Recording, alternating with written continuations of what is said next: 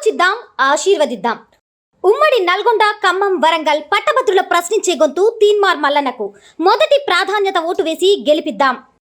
సోదరులారా, మీకు రావాల్సినటువంటి బకాయిల విషయంలో నాకు క్లారిటీ ఉంది. మీకు రావాల్సినటువంటి సౌకర్యాల విషయంలో నాకు క్లారిటీ ఉంది. ఎందుకు యాజమాన్యాలు ఇబ్బంది పడతా ఉన్నాయని చెప్పి ఆలోచన నాకు ఉంది.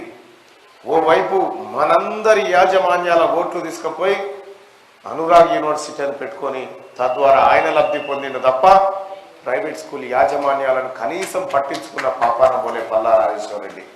ఇప్పుడు మళ్ళీ ఆయన ప్రతినిధి ఒక ఆయన వస్తా ఉన్నాడు, ఈయనను గెలిపించండి, నాది అయిపోయింది, ఈయనను గెలిపించండి అని మళ్ళీ తెస్తా ఉన్నాడు.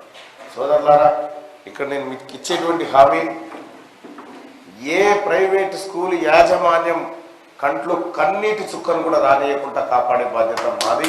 ఎందుకంటే ఎంతో కష్టపడి కష్ట నష్టాల కోర్చి ఉన్నాయి తాకట్టు పెట్టుకొని మీరు కరోనా టైంలో దగ్గర నుంచి స్కూళ్ళు నడిపించుకుంటూ వస్తూ ఉన్నారు.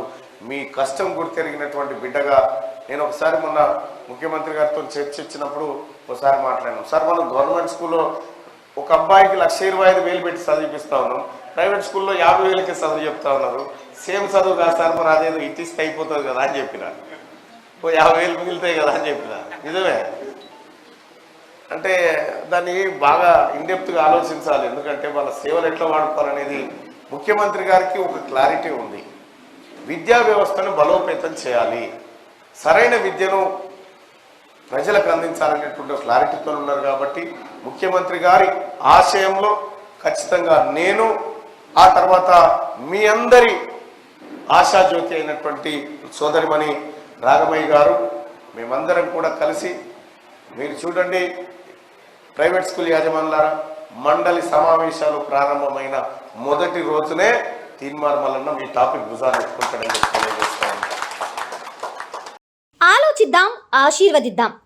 ఉమ్మడి నల్గొండ, ఖమ్మం, వరంగల్ పట్టభద్రుల ప్రశ్నించే గొంతు తీన్మార్ మల్లన్నకు మొదటి ప్రాధాన్యత ఓటు వేసి గెలిపిద్దాం.